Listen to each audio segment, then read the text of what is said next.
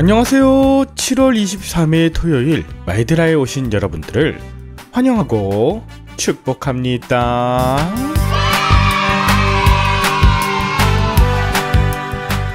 지난 토요일 오전 아내에게 전화가 왔어요.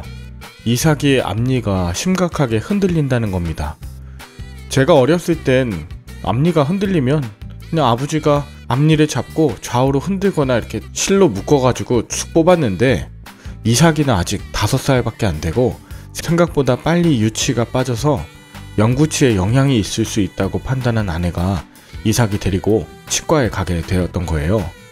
치과에 가기 전까지 이삭이는 무섭다고 울고 불고 했는데, 막상 치과에 다녀오니 자기는 울지 않았다고 제게 전화로 자랑을 하고 있었습니다.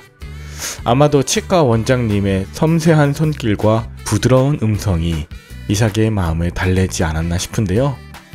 이삭의 앞니가 빠지고 나니 발음도 세고 웃을 때마다 너무 귀여운 이삭이에게 제가 이렇게 말했습니다.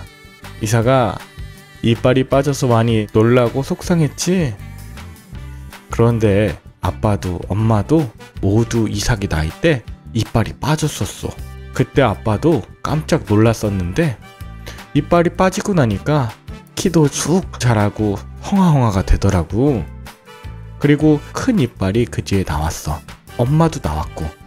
우리 빠진 이빨 잘 간직하고 새로운 이빨 날 때까지 웃는 사진 많이 찍자. 이렇게요.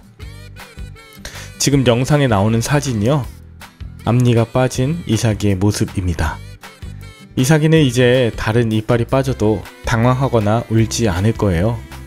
눈물 흘릴 때 응원하는 가족이 있고 웃고 있는 순간을 소중하게 여기며 사진으로 남기다 보면 멋진 새 치아를 선물로 받게 될 것을 알기 때문입니다. 오늘은 여러분에게 어떤 슬픔이 있거나 고통이 있을 때 그 자체로 의미 있는 시간 보내실 수 있길 기도하는 마음 담아 새 치아 같은 말드라를 여러분에게 선물하고자 합니다. 그럼 이제 시작할까요? 자, 출발!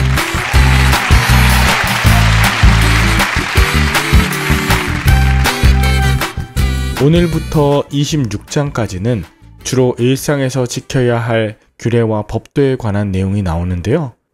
오늘 본문에는 이스라엘이 가나안에 들어갔을 때 하지 말아야 할 것, 또 해야 할 것에 대해서 나옵니다. 먼저는 죽은 자들에 대한 애도의 표현으로서 자해하는 것 금하십니다. 고대 근동 지방에서는 가족이 죽으면 슬픔의 표시로 자기 몸을 자해하는 관습들이 있었습니다. 예레미야 16장 또 41장에 이런 일을 행하는 것에 대한 기록이 나오거든요.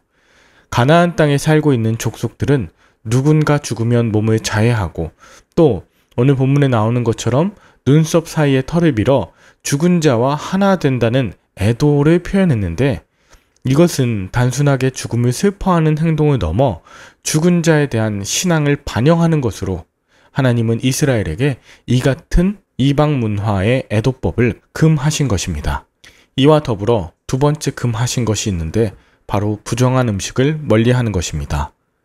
하나님은 아무 음식이나 먹지 말라 하시면서 가나안 사람들과 구별되도록 하게 하셨는데, 이 음식의 구별 기준 역시 당시 이방 종교의 우상 숭배나 주술 행위와 관련이 있었던 것입니다. 이것은 금기하는 것뿐 아니라 지켜야 할 것들에 대해서도 그대로 드러납니다. 오늘 본문에는 11조와 구제를 지키라고 하는데, 오늘 본문에 나오는 11조는 11조를 바친 나머지 소출에서 다시 11조를 구별해드리는 제2의 11조입니다. 11조 자체가 하나님께 드리는 것임을 알려주고, 또 물질의 주인이 또 나의 소속이 하나님의 백성인 것을 철저하게 고백하게 하는 행위인데요. 이 11조는 하나님뿐 아니라 자신을 포함한 우리를 위한 행위이기도 합니다.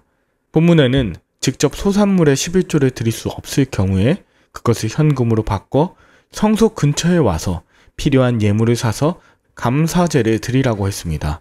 이때 포도주, 음식 이런 걸 사서 온 가족이 함께 먹고 즐거워하는 예물로 사용할 수 있게 하셨고, 또한 11조는 이웃들을 위해서 쓰여졌는데 3년째와 6년째 11조를 나그네와 고아와 과부를 위해서 사용하라고 하셨어요. 즉 이 헌금을 통해 가난한 자를 도우라는 실제적인 지침이자 명령이 11조 정신 안에 들어있고요. 또 기업이 없는 레위인들을 통해서도 이 예물들이 쓰여졌습니다. 여러분도 들어보셨겠습니다마는 고대 근동 문화 속 신과는 철저하게 인간을 신을 위해 존재하고 희생하는 자로 표현합니다.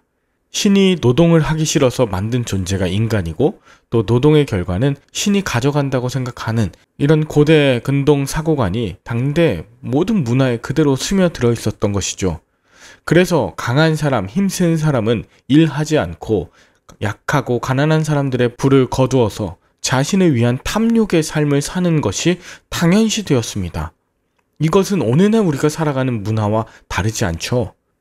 그러나 오늘 본문 속 하나님께서는 고대 근동 신화에 나오는 그런 신들과 다를 뿐 아니라 그런 문화 가치를 갖고 살아가는 가나안에 동화되지 말라고 강력하게 말씀하시는 것이죠.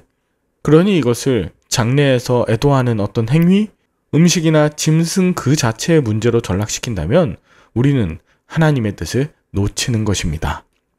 여러분, 하나님은 우리가 어떻게 사는 것이 이 시대의 주류 문화 가치가 아닌 하나님 나라의 가치로 살아가는 것인지 우리에게 말씀을 주세요.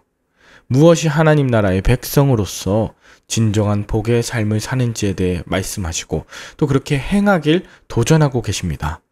사랑하는 말들아 식구 여러분, 우리에게 가장 귀한 것을 주시고자 하는 하나님, 가장 아름답게 나누며 실천하며 사는 법을 알려주시는 하나님의 이 말씀 통해 오늘도 하나님의 뜻 이루어가며 천국 백성의 삶을 누리시는 복된 하루 되시길 바랍니다. 여러분은 성경에 나오는 규례들 그 자체를 얼마나 알고 지키고 계시는가요? 아니면 그 규례에 담긴 하나님의 마음을 알고 그 중심 가치를 지켜 행하고자 얼마나 노력하고 계시나요? 하나님이 주시는 것 감사함으로 누리고 드릴 때에도 자원함과 감사함으로 드리며 함께 나눌 이는 누구인지 돌아보는 하루가 되면 참 좋겠습니다. 우리의 삶의 참 주인이신 하나님께서 우리와 함께 하사 가나안 땅에 하나님의 나라가 그리고 지금 우리가 사는 이곳에 천국이 임하도록 우리를 사용하여 주실 줄 믿습니다. 함께 기도할까요? 하나님 아버지, 이 세상을 살아가는 동안 세상의 것 의지하거나 동화되지 않고 오직 하나님만 섬기며 따르게 하여 주시옵소서. 나를 위하여 주신 말씀을 잘 지켜 행하게 하시되 다른 일을 판단하고 정죄하는 도구로 쓰이지 않도록 오늘도 말씀 앞에 겸손하게 하옵소서. 예수님의 이름으로 기도합니다. 아멘. 내일은 섬기시는 교회에서 예배 드리시고요. 저는 다음 주 월요일에 다시 찾아뵙도록 하겠습니다. 샬롬!